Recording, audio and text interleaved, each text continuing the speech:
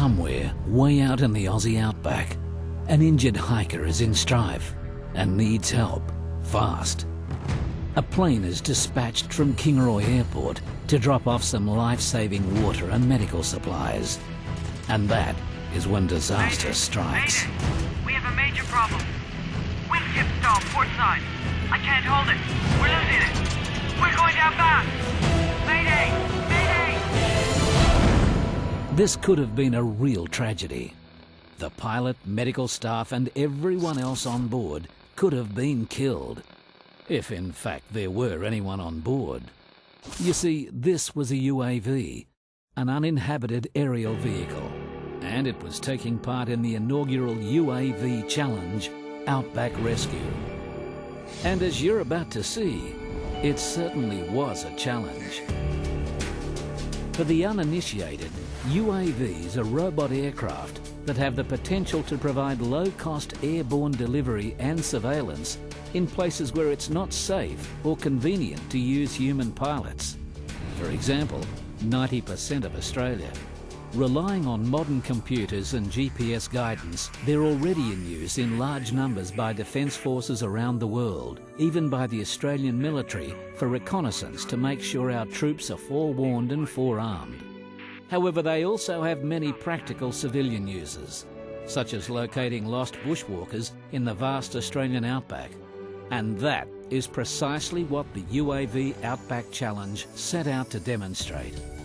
Organised by Australian Research Centre for Aerospace Automation, Queensland University of Technology and CSIRO, and generously supported by Boeing Australia, the Queensland Government, the Association for Unmanned Vehicle Systems International and the Aerospace and Electronic Systems Society of the IEEE, the first ever UAV Outback Challenge took place on the 24th through to the 27th of September 2007 at Kingaroy in Queensland, Australia.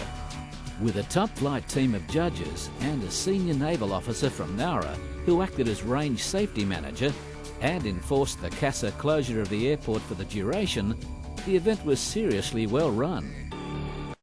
The challenge was broken into two categories: the Airborne Delivery Challenge,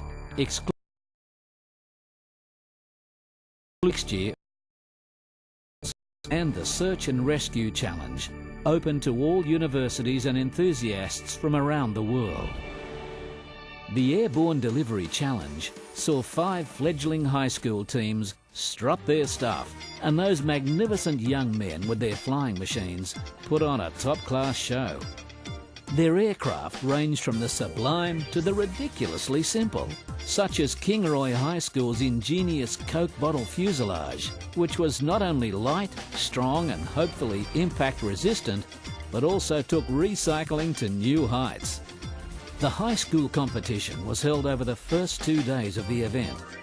It involved the mission briefing, a day's practice, plus delivery of technical documentation, an oral presentation, an airworthy safety inspection, hours of fine-tuning, and finally the actual flights themselves.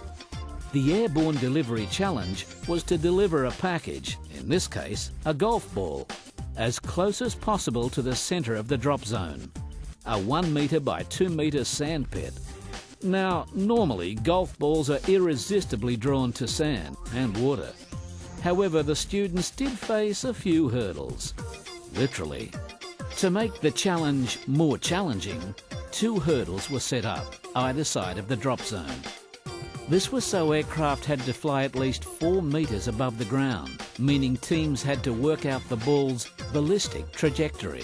And so the student responsible for delivering the payload didn't have continual line of sight and would have to rely on technology and/or teamwork to succeed.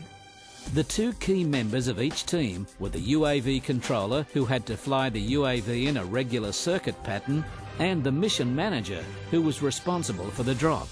While the controller was as free as a bird and could operate from anywhere on the field, the mission manager was glued to the spot, as were the small but enthralled crowd of spectators. On the day of the challenge, there was a 3rd hurdle that students had to overcome. No, not the flies.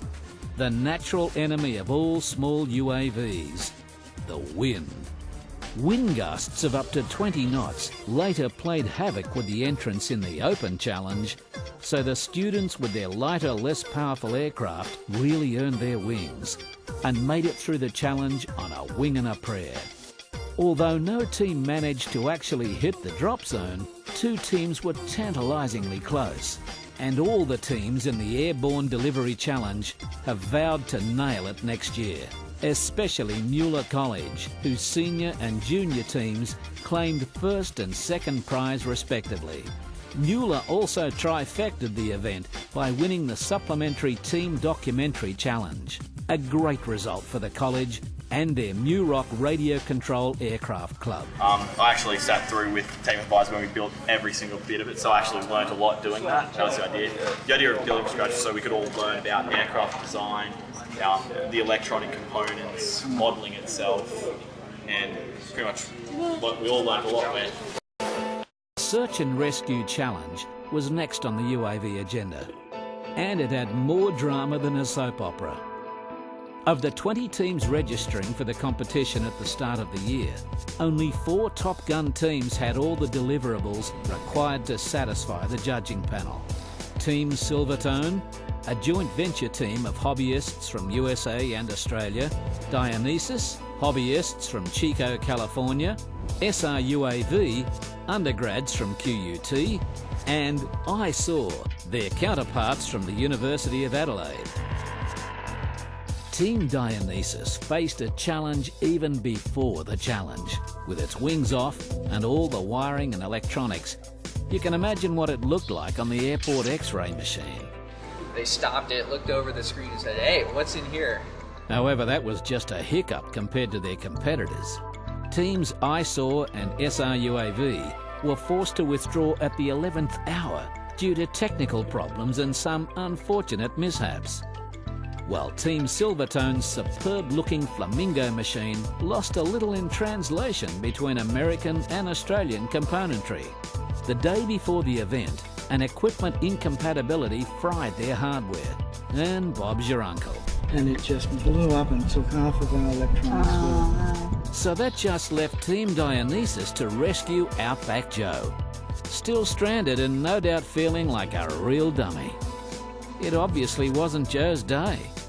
Dionysus also had technical problems of their own on the day with their drop mechanism, which had been rendered inoperable during a recent crash landing, and also problems with the autopilot and GPS coordinates, which were inadvertently still set for the Northern Hemisphere, the mirror opposite of ours.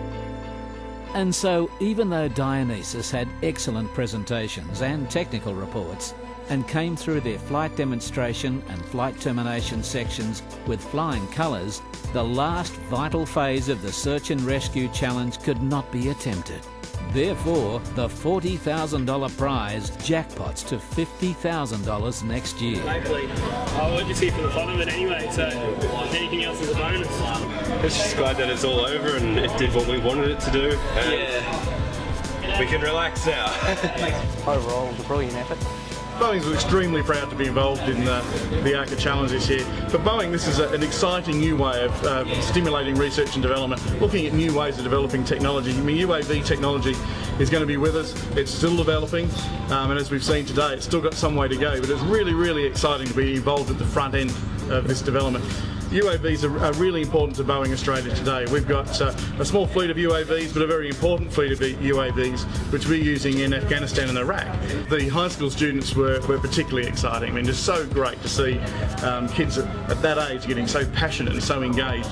I think today's been excellent. We may not have had a winner. In fact, we may not have had anybody being able to fly around the course, but what we've seen today is the start of something that's great. Now, when we get back here next year, I think what we'll see is many more people actually making it to this stage, and I think we'll see many fly the course, and I think that next year we won't be measuring how many people successfully get their package to Joe. I think it'll be how close to Joe they actually get their water bottle. I think next year's going to be fantastic. Just tell Joe to hang on. Well, it was his choice to go out there.